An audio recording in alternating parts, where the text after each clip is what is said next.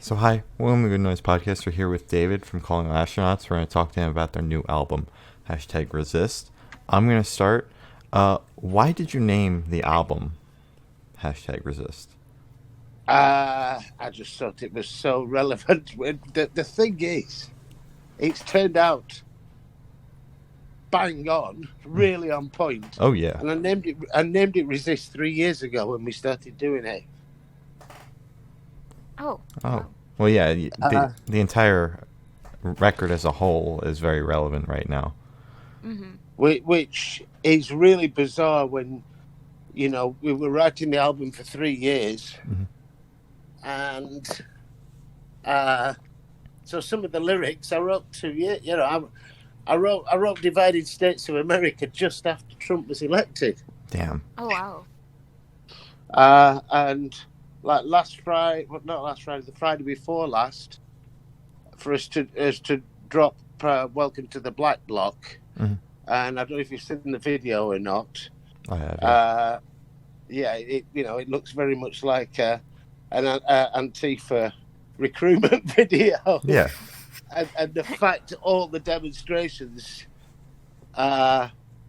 kicked off basically as we dropped the video. Mhm. Wow. It maybe I'm a modern day Nostradamus.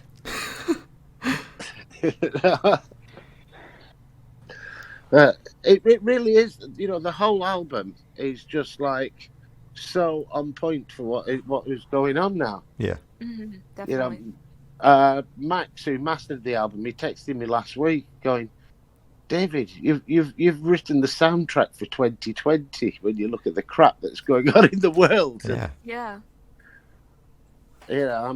I'm very proud of it lyrically. I am. Nice. That's good. Yeah. Uh, As you should be. Hell yeah. yeah, but as an A&R man, I listen to a lot of lyrics of people, Mm-hmm. and I'm not saying I'm better than them. I just think this set of lyrics I've written is really on the money. That's good. Yeah. And I've kind of. It's not always that I'm speaking from me. Mhm. I'm speaking from lots of people's different viewpoints. Yeah. Like in "Welcome to the Black Block," the drop in the middle, where it says "Fight fire with fire, an eye Mhm. for an eye, Mhm. fight violence with violence, fascism must die." Mhm. That goes right back to when the anti-fascist action started in the UK, and that's what people used to say. Type of, or I'm paraphrasing them possibly, but do you know what I mean? It was like these people have been going out bullying minority groups in their area. We're taking it back to them on the streets, and Mm-hmm. I'm not actually advocating killing people or anything. Good. Good. No. Good to know. So, Yeah. how do you feel about the response to your album? It's been fantastic. We've got quite a few reviews in so far, and we've had no bad ones, which is That's always good. a good sign. Yeah. Mm-hmm. We had a listening party last Friday Oh, cool. Ooh. on YouTube, and a lot of people, and everybody's just going, "It's your best album so far. It's your best album so far." That's good. Which Oh, yeah. Yeah. I agree with them. I think it's by far our best album. But you never know what other people are going to say. It's not as poppy as the second one. It's not as lo-fi as the first one. It's really quite different. We have gone in a different direction on this album, but I think it's important that you keep evolving. I hate those bands that just make the same album over and over and over again. Yeah. Yeah. It gets boring. Yeah, you're like, oh, there's another band. I used to like that band, Yeah. Oh Yeah, shit. yeah, I get 10th that. album that sounds the exact same. Yeah, it's like Dave Grohl's a top bloke, but blimey, the Foo Fighters don't half flog that dead horse, don't they? Yeah. Yeah. Yeah. Uh, Yeah. It's boring. so, where was your headspace at while you were writing the album? I was just looking at the world in disbelief. Yeah.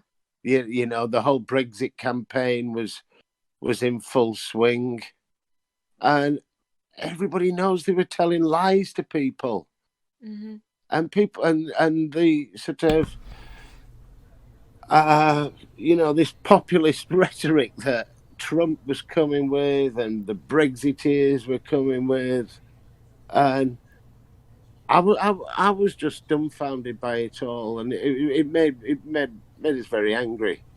Yeah.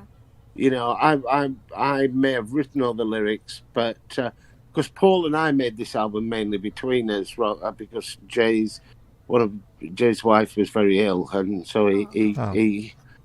he couldn't really. He played on 4 tracks of the 11, Okay. and he had to be there looking after his 2 little ones while we're making the whole album. Yeah. Makes sense. And so, but they've endorsed every lyric I've written. It's not like it's just come from me. Yeah. If they'd have gone, oh no, you can't say that, or oh, I don't like that, I would change it, because we work together as a group. Yeah. Yeah. So, what band's influence can you hear on the new record, if any? It's really hard. I've actually been asking people who they think, and they've said, well, there's a bit of Big Black, there's a bit of Ministry, there's Mindless Self-Indulgence, there's Sisters of Mercy, there's Ministry, there's bits. There's a couple of people said Prodigy about it, which I would say is coming from the beat, the electronic beats and stuff, and the breaks that we've used. I think there's lots of left field acts that have influenced this record, but I don't think it particularly sounds like anybody. Sometimes you listen to a record and you go, yeah, I like that, but it reminds me totally of like that last Arctic Monkeys album. Yeah, we know he was influenced by Bowie, but it kind of sounded just too much like Bowie on it. Yeah. Yeah. Yeah. It was almost like a tribute album. If that's what they wanted to do, that's fine, and they're happy, and they got a #1 album with it. Yeah. I'm not dissing them, but that you could hear, but you can't really, because I think we've mashed up lots of different styles.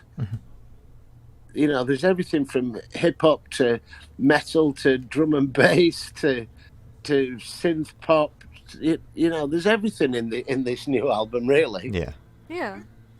So you mashed everything up to make it your own, which is really cool. Yeah, and there's a lot of different tempos as well. We can go from 88 BPM to 150 BPM.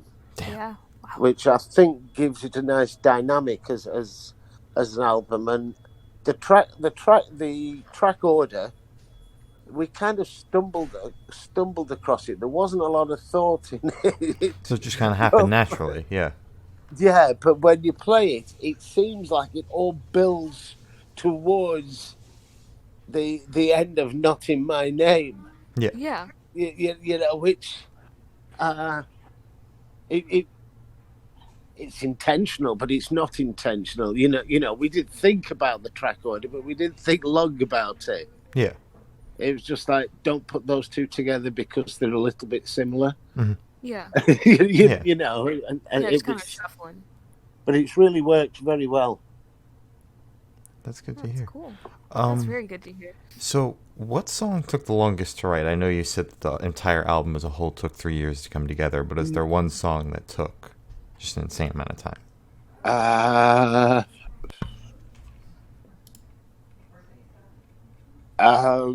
Yeah. Not in my name took quite a while, because those sort of staccato drum and bass beats, they don't naturally lend themselves to my kind of vocal. you know, if you listen to sort of Chase and Status or whatever, their vocalists will sing half time over it, and they have these big, long chords, you know, which are half time to the beat type of thing, and so it spreads it out. But we'd done the track quite intense, so it was very tricky coming up with something over it. I don't know if I had the title when we'd done the music. I may have done. It may have just been called Drum and Bass One. It's catchy. It's catchy. Yeah. But that's how we write. I put a drum pattern down. That's always how we start, and maybe a couple of synths, and then Paul will come along, or Paul and Jay, depending which one, and they'll put either some bass over it or some guitar, and then we build it up from there. And I'll sort of, once we've kind of got a verse musically, I'll come up with some lyric ideas, and I'll just write one verse and one chorus, and then we'll build the whole song, and then I'll write the rest of the words at the end. Wow, that's unique. It's like you know, you've got your theme in your first verse. You don't have to say, and I don't actually spend that long writing lyrics. I probably didn't take more than 20 minutes to write the lyrics on any track. Damn. Wow. I'll have spent longer writing the actual melody or the delivery, you know, the top line, than the lyrics themselves, you know. And I might alter a word here and there just to get the meter right. Yeah. But no, they just flow. I know what I'm angry about. Exactly. Yeah. You just funnel it out. Oh yeah. Then I'll just write it all, you know. Yeah, exactly. It makes sense. Hey, I mean, it helps. Yeah. Yeah. There's a lot to piss you off at the minute, isn't there? Honestly, yeah, definitely. I think the most amazing line in the album, for me, just considering when it was released and what happened, was in Divided States of America, the line, "The president declares a de facto state," because he all but did that last Tuesday. Oh. Damn. You know, when he said he was going to put the military on the streets if the governors of different states wouldn't put the National Guard out to quell. You know, it all but declared a de facto state. It was like, wow, you guys are really time travelers over there. Yeah. Jesus. Wow. I'm Doctor Who, really. Yeah. Oh my God, it's an honor, bro. It's crazy. So, you already touched up on how you choose the set on the album. Wow, I butchered that. Anyways, so is there a certain way that you chose the opening and closer? Like, did you write the Holy Trinity as the opener and Not in My Name as the closer, or did it just happen? Like all the it really just happened. Although I did feel that Holy Trinity was a great opening track. I like how it builds. It draws the listener in, hopefully, right from the start. Those opening notes are quite haunting. There's something interesting when you hear the start. And when we had them all, I just thought "Not in My Name" was such a big banger. It should be their last track on the album and leave them wanting more. Yeah. It runs in at 42 minutes, something like that, the album, but it doesn't feel like it. Yeah. It feels quite a short album, and it's not, you know, which when we had the listening party, I was like, wow, it's over already. You know? Yeah, I get that. Which I think's good. Yeah, Yeah. When I was listening to it, it didn't honestly it didn't feel that long. So I was good. Yeah. Yeah. So I know you released a music video for Welcome to the Black Block, but are you planning on releasing any more? Oh, yes, every 6 weeks for the next 54 weeks, so 56 weeks. Oh. We're doing Alan Branch is doing a different mix of every track on the album, Okay. and we're releasing every track on the album as a single with a new video. Oh. So in 4 weeks' time, we are going to have Post-Truth World, but everyone is going to be a different mix than is on the album. Okay. That's exciting. And then we will probably bundle them up at the end, and so you've got Resist the single mixes or something like that. Yeah. You know, because obviously some people won't want to buy each single or whatever, you know, Yeah. but they might like to have them all as a collectible thing, and we'll bundle it up cheaply at the end. You know, which will be fun. Yeah, I think that's a cool idea, though. Like, the music videos are going to have a different version of each song. So I think that's cool. Yeah. He comes with such immense mixes. Like Black Block's one of his mixes. Well, Black Block, the single, is one of his. The album has a different mix of it already. Although I have not made people aware of that. Well, you heard it here first. Exactly. Yeah, now you know. You've got an exclusive there. Damn. Yeah. Ooh. Exciting. But it's good. And the funny thing is, we are not telling Alan which track, because when he's got downtime between his big paying artists and everything, is when he's mixing them. Yeah. And we're just letting him pick which one he does next. Okay, I like that. Wow. Yeah. And so whichever one he does, it'll be the next single. Okay. You know? Out of a hat, whatever Exactly. happens. Yeah. Randomizer. We're not sure what we're going to do about the video for Post-Truth World. I might get the guy in Indonesia who did Smoke on the Water and give them a leader. Because at least he does some stories. I was very shocked by the gun in the last one. Yeah. I was a bit worried about that. Yeah. But in the end, we just rolled with it, because it's not like he shot anybody, you know. Yeah. Yeah. But I might let him do another one. Although I did like the richness of the Welcome to the Black Block video. Yeah. But I did all the lyric part of it. But a guy in Albania did that one for us. We get our videos done on Fiverr. Oh. Yeah. That's Just, cool. You know, we're DIY. We don't have big budgets to go and spend £1,000 on an average looking video or whatever. Yeah. You know what I mean? So we go on and we pay somebody like £80 or whatever, and we get a video, and then we'll maybe put lyrics onto it just to make it look. You know, but the Black Block video is 4K and looks it. It's really rich looking video.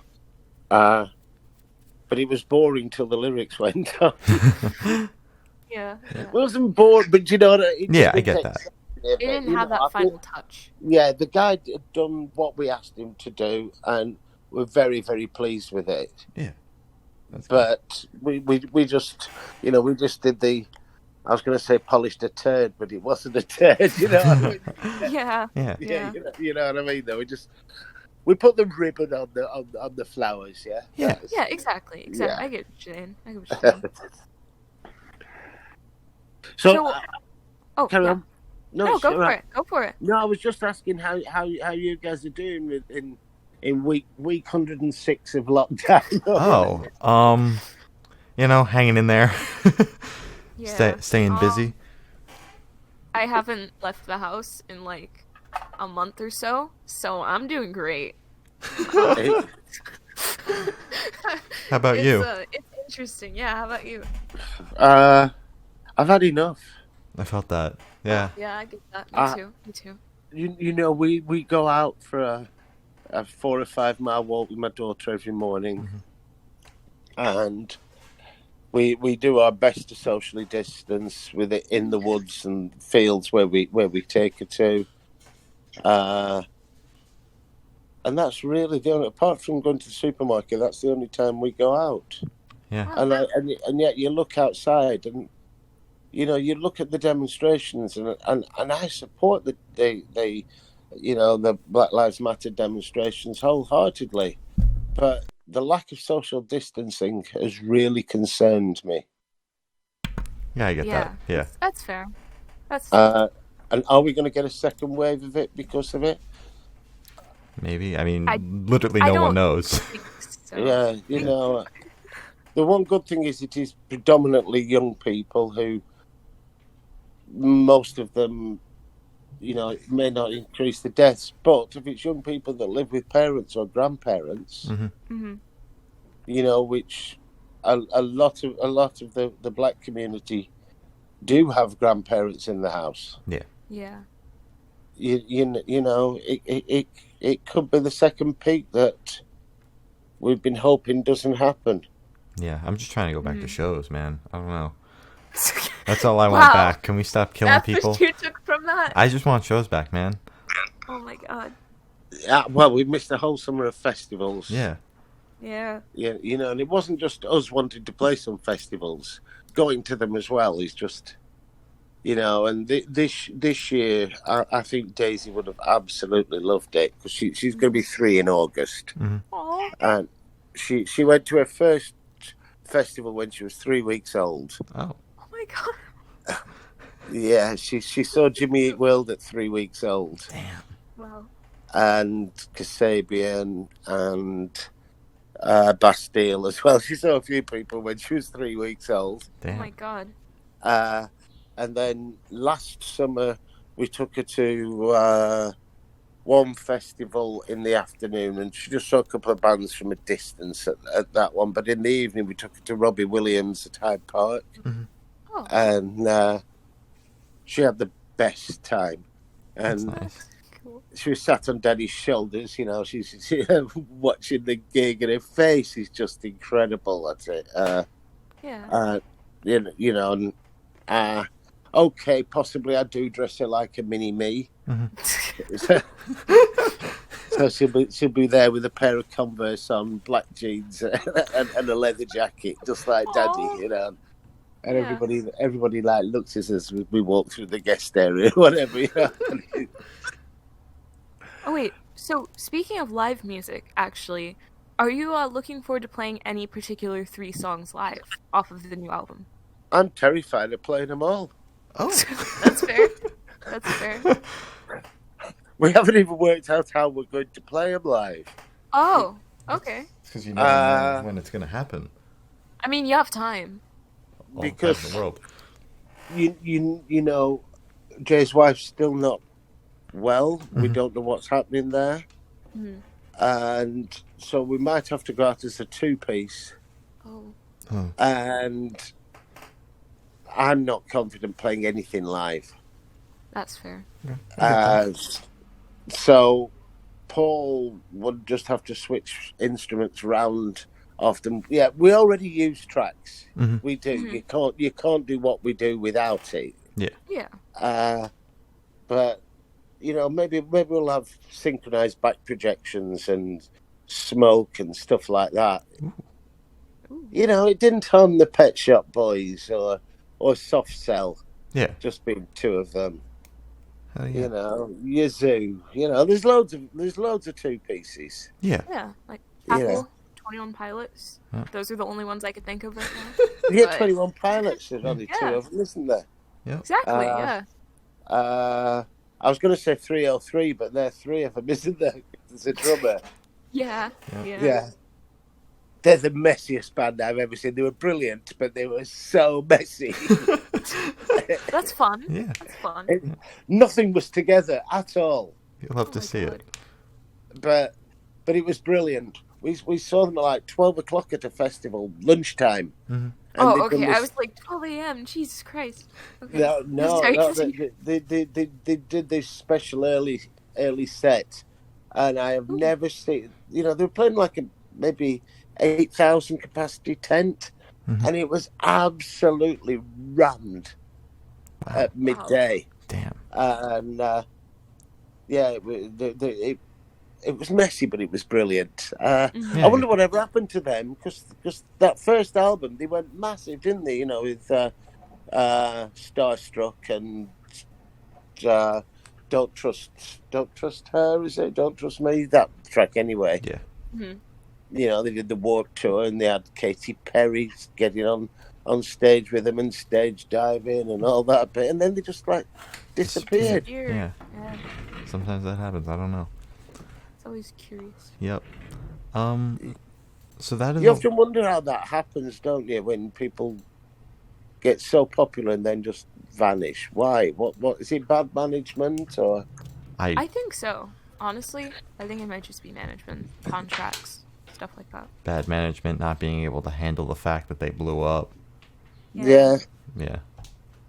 Whereas we'll always be underground, so we never have to worry about it. So that is all the questions we have for you. Is there anything you would like to plug? Yeah, go and buy our new album. Oh yeah. We have limited edition, and I'm talking seriously limited edition promo CD copies of the album available on eBay. Okay. My father-in-law is selling them on eBay for us. That's how DIY we are. Damn. That's cool though. DIY as fuck. It's and they're like £8, £7.99, which for a promo copy CD, pretty reasonable nowadays, I think.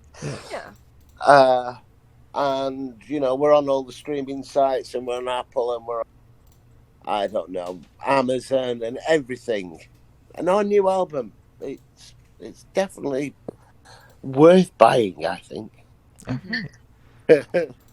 So thank you for sitting down with us, David. It is always a pleasure having you on. Always fun conversation. And congrats on the new album. Thank you very much. Yeah, no problem. So this has been David from Calling All Astronauts and Really Good Noise Podcast.